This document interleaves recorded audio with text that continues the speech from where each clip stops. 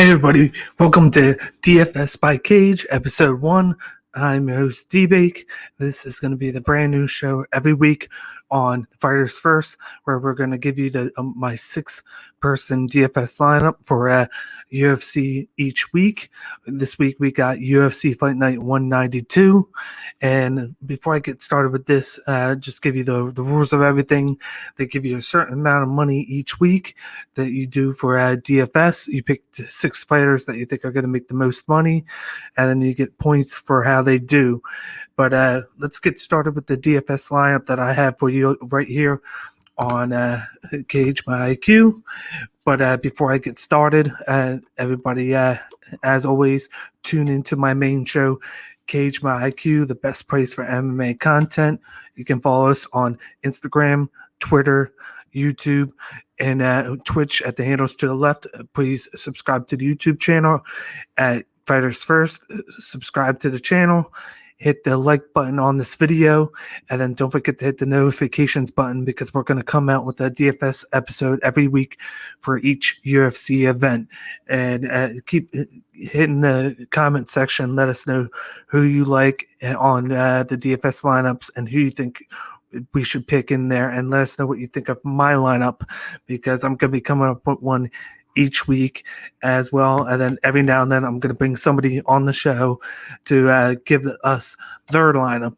But let's get started with the lineup that I have on here for the DFS lineup. The first guy I got, which I'm going to go from most expensive to the cheapest of the 6. The most expensive that I have on the list is Montell Jackson. His DFS cost is $9,500. As you see right here, we got Montell Jackson. If you go to the screen right here, he is going to be having a good matchup against JP Bays right here. Coming in, you got Montell Jackson's coming in at 10-2. JP Bays is coming in at 9-3.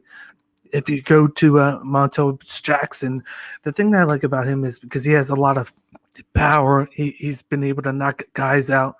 If you go to his record right there, he's beaten Jesse Strader by knockout round 1.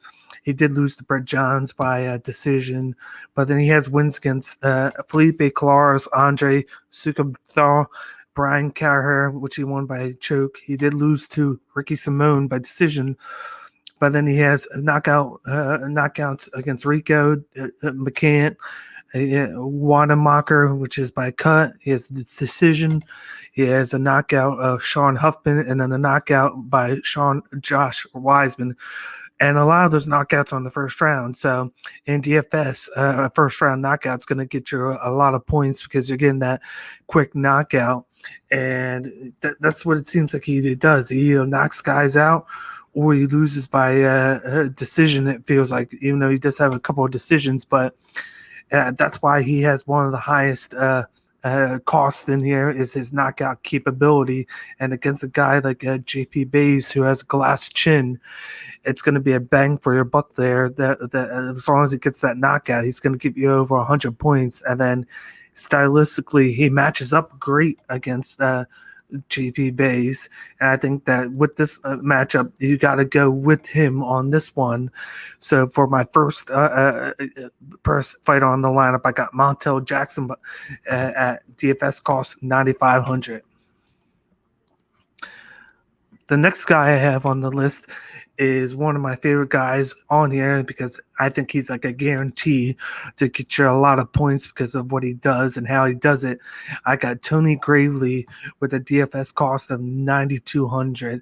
This is a fight on the list where he has that wrestling background, and then he's been adding kicks and striking into his game to try and balance his wrestling out.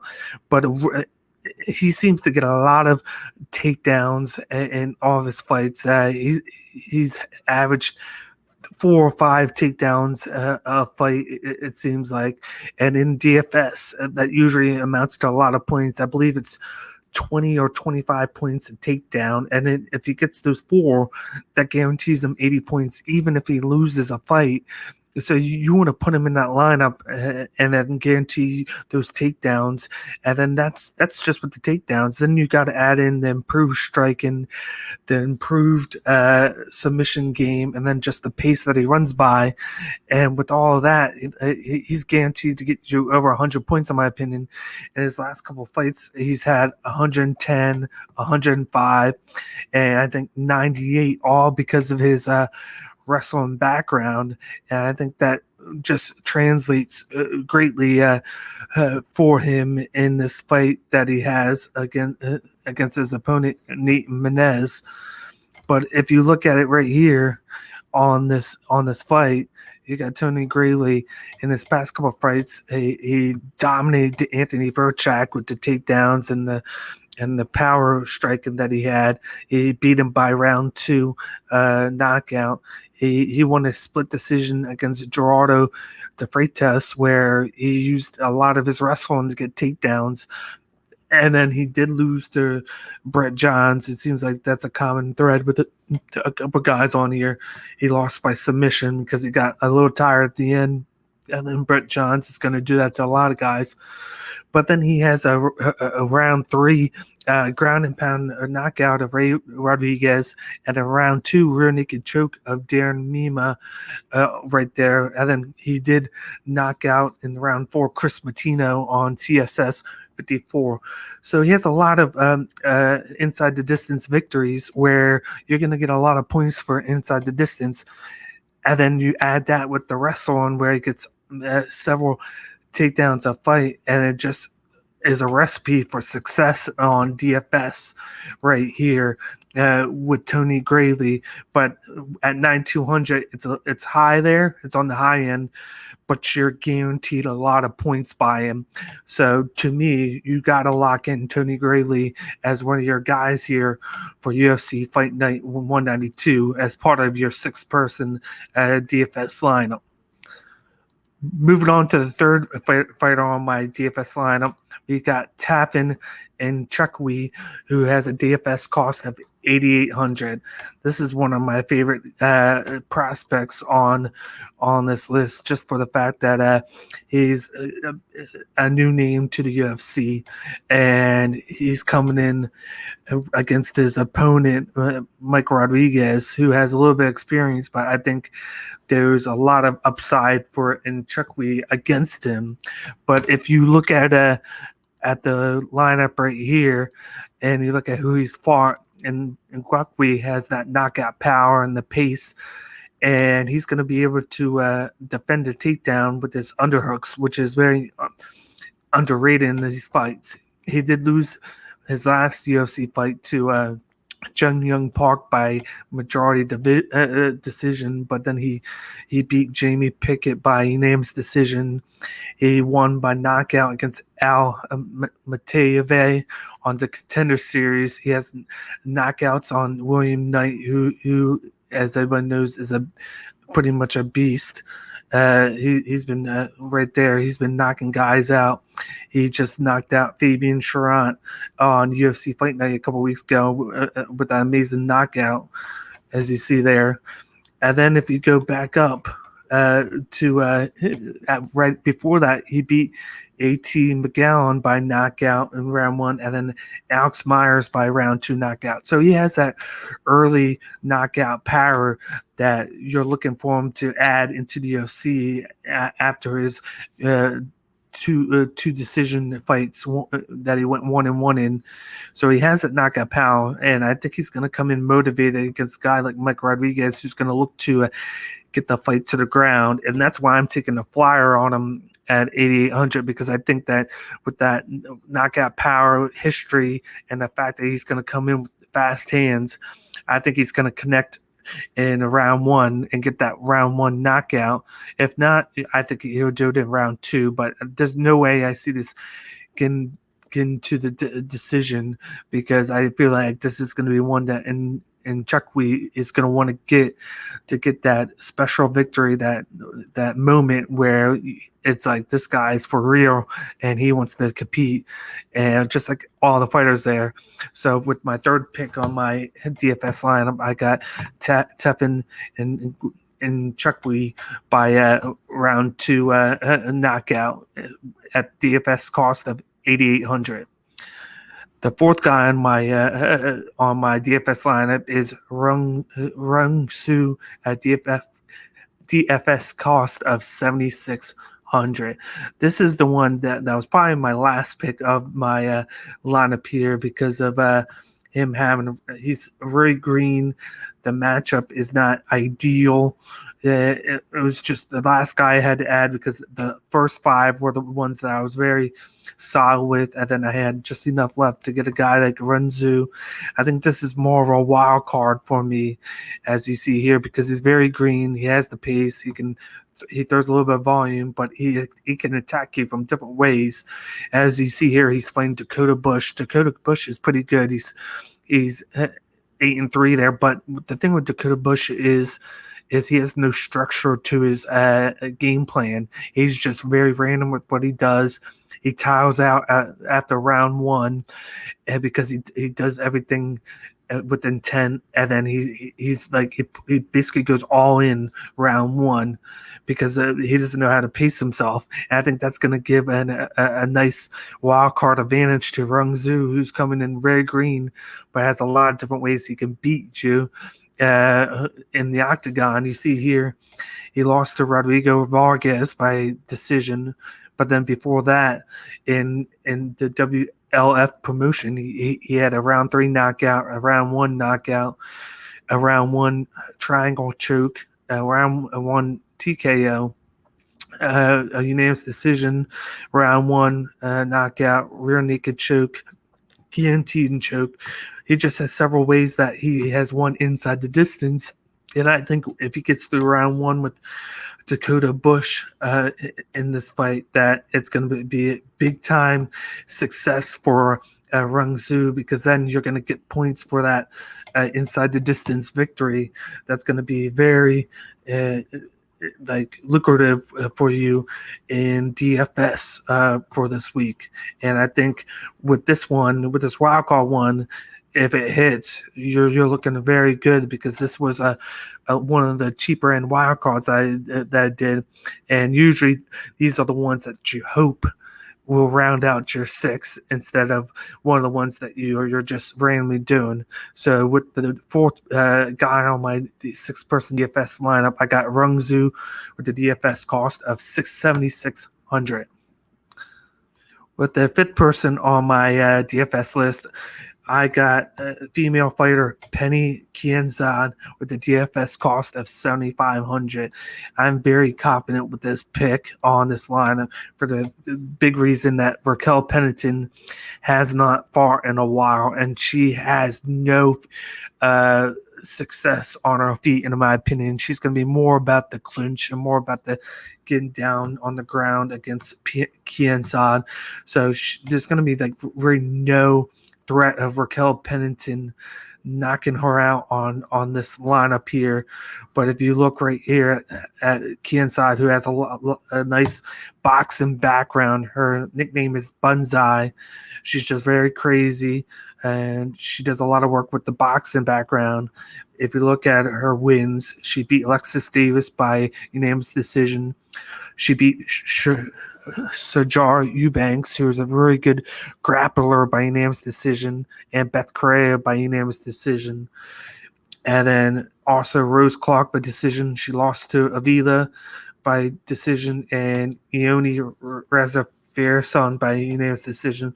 She gets a lot of her wins by the unanimous decision, and then mostly all of her fights go to distance, because she's not going to knock people out. But the big thing with Kianzad that's going to help you out on this DFS lineup is the fact that she puts in a lot of volume with the striking. There's a lot of jabs, a lot of hooks, just a lot of some kicks. She just goes at you all fight because she has a good cardio and good pace, and she's going to put a lot in. She's going to get into the 70s or 80s in strikes, in my opinion, and it's going to add up. And with the cost of 7,500, if you get 80 or 90 out of her, and then if she surprises you with a with a knockout inside the distance or some sort of inside the distance victory, added on to that, you're going to hit over the 100-point threshold that you didn't think was going to happen, because she usually wins by decision. But as long as you get at least 75 or 80 from her, you're looking good for that price tag right there at 7,500. But as your fifth person on your lineup, that's a perfect spot for Pannie Kianzad. So with the fifth person on my lineup, I got Pannie Kianzad at DFS cost 7,500. But the last person on my six-person DFS lineup, I got Ryan Spann with the DFS cost of 7,100 right here. You got Superman, who's coming into the main event against Anthony Smith, primed to get that big time victory. He's coming after fighting Misha Serkinov on his last fight. And if you go up here to Ryan Spann, in his last couple of fights, he had beat round one ground pound victory over Misha Serkinov, which was very impressive, with Serkinov being a grappler who's averaging 4 to 5 takedowns a fight, and he just had his way with him. He did lose to Johnny Walker by round one knockout, but then he won a split decision victory over Sam Alvey, which he had to come back and get the victory over him.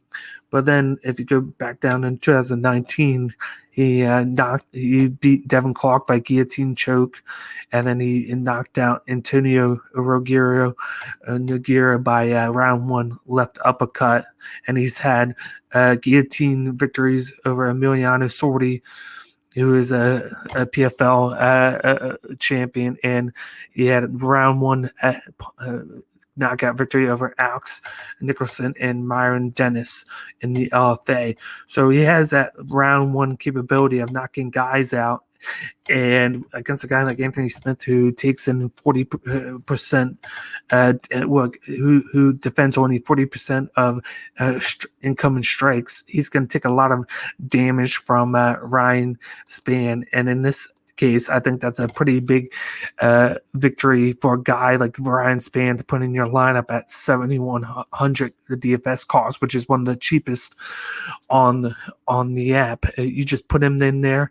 If he gets you that round one knockout, you're looking at 100 plus points for Ryan Spann, and that's your bottom barrel pick right here at 6, because he's either gonna win by knockout round 1 or 2, or he's gonna lose a decision to Anthony Smith. But I think the big thing here is Anthony Smith is really bad against the takedowns.